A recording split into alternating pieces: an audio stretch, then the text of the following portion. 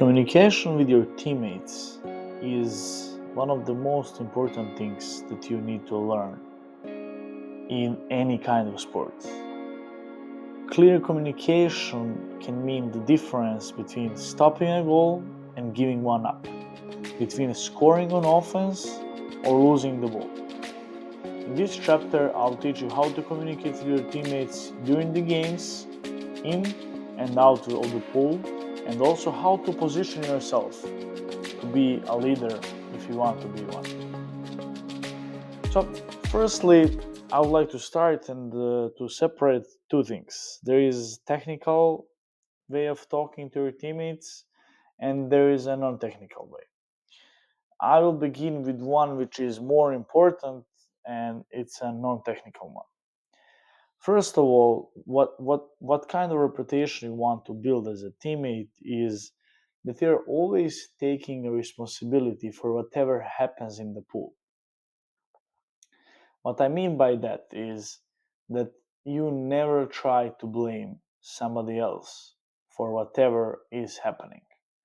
If somebody gave you a bad pass, you need to ask yourself, could I have positioned myself better? If somebody doesn't pass you the ball, you need to ask yourself, did I yell loud enough that I could receive the ball? And in this way, you're going to be able to take responsibility and be the person who is always blaming yourself. Coaches will see this, other players will see this, and you will be way more respected. At the same time, it's going to be way harder to play because it's always easier to complain and say it's not my mistake, it's somebody else's mistake. But if you want to be a leader, this is the way that you need to behave when we speak about non-technical things. The next part is also not technical, but it's more of the psychological one. Whenever somebody makes a mistake in the game, you are not supposed to tell them that while the game is happening. So during the actual game, we are using only positive words to each other, to our teammates. Because if we start speaking bad to each other team feels that and they look at you as disorganized team who is not playing together, and they will use that against you. On the other side, if whoever is making a mistake, the whole team is just supporting them, that looks as a way stronger and more cohesive team. If you are really trying to help to your teammate when they make a mistake, remember that part and tell them that after the game,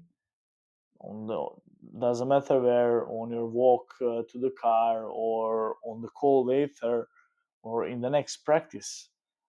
And in this case, you are really trying to solve the problem rather than just having those impulsive reactions where you just yell at your teammate because they did something wrong. That looks super bad on you as an individual and on you as a team. When we are going into the more technical parts, what you want to do really is always talk on defense. So the best defensive teams are the loudest. On defense, everyone should know where the ball is and where the help is needed and who is covering who. So use short and clear words your team understands. So it doesn't matter, every team can have a different kind of the words, this is on you to set, but you need to use them short, loud, and clear. More you talk, the easier it is for everyone to react quickly. And also, the harder it is for offense to surprise you.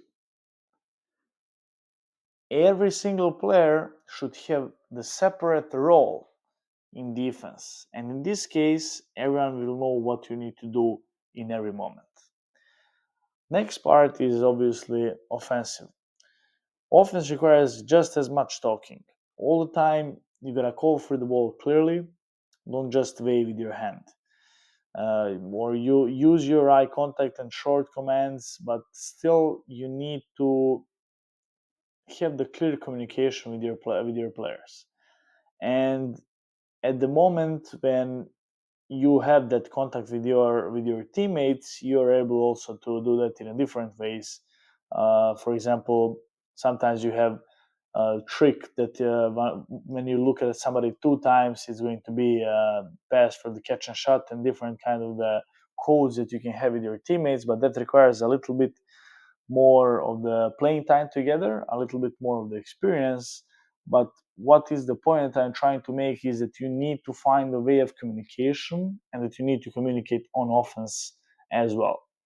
And also, the every player needs to have a separate role, and you have usually one or two players who will be calling the plays for 6-on-5, for example, also on 6-on-6.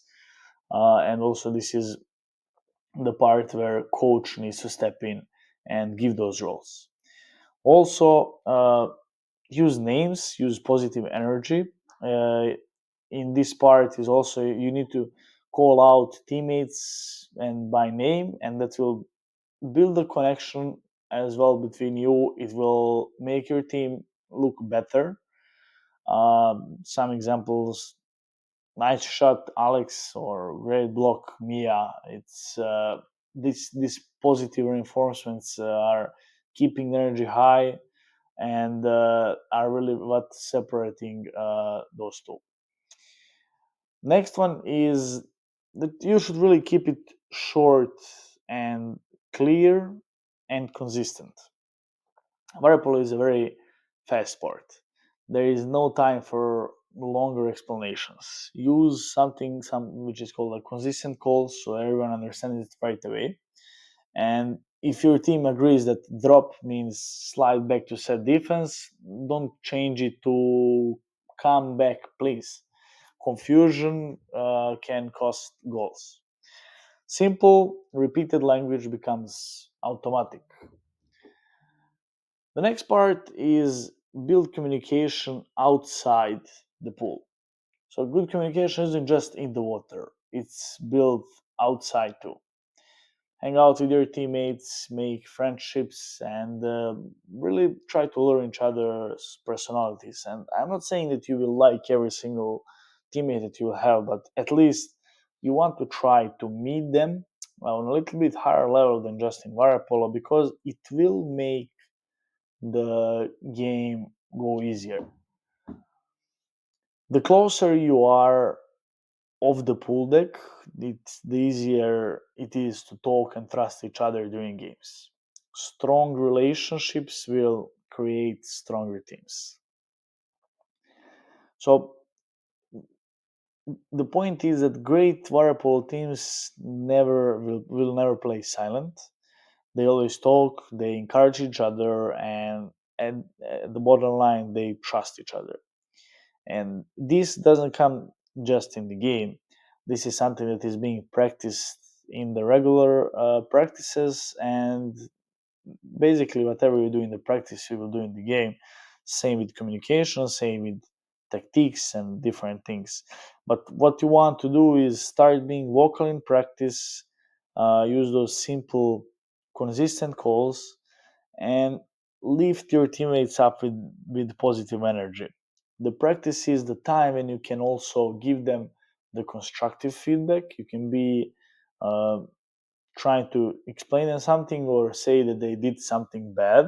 On the opposite side, in the actual games, we want to be all the time, we want to be just focused on the positive things, and then use the practice to fix that part. So just by following the parts in the non-technical way, that you are the one who is taking responsibility for whatever is happening, and that you never blame others, and also that you never speak bad to your teammates. And then by always talking on defense and always talking on offense, by using names and positive energy, keeping it short, clear, and consistent, you will really show a great teammate energy.